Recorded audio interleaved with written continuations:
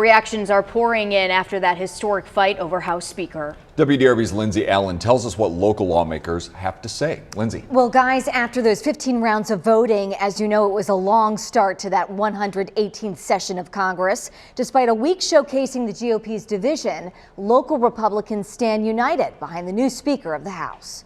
It wasn't the introduction to Washington politics Louisville's freshman congressman was hoping for, telling this to WDRB in Washington earlier this week. They've known for 2 months that they were going to have the speakership, and for some reason 20 people are holding the rest of government hostage from doing its job. But after days of passing the time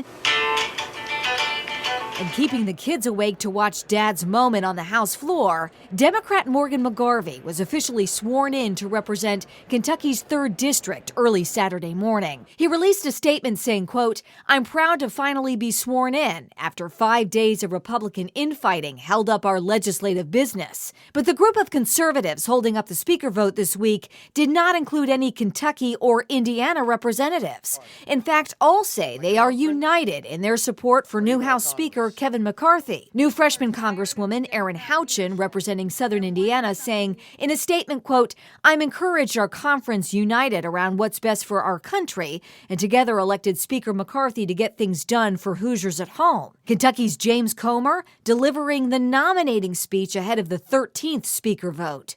This is the people's house. Let's get to work. Madam Clerk, I'm proud to nominate Kevin McCarthy to be the next Speaker of the United States House of Representatives, and I yield back.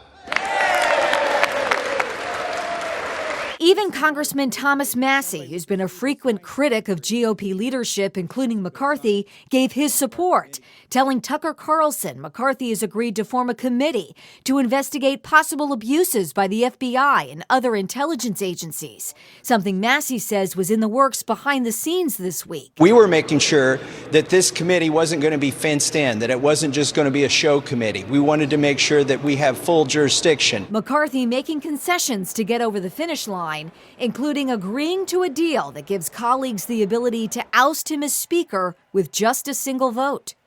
As Speaker of the House, my ultimate responsibility is not to my party, my conference, or even our Congress. My responsibility, our responsibility, is to our country. House Speaker McCarthy now has another important relationship to maintain, and that is with Kentucky's Mitch McConnell, the Senate Minority Leader. Both have not always been on the same page during the first 2 years of President Biden's term. McConnell tweeting his congratulations, though, early this morning, saying, quote, "Senate Republicans look forward to working together to check and balance Washington Democrats." With photographer Chad Kentliner, I'm Lindsay Allen, WDRB News.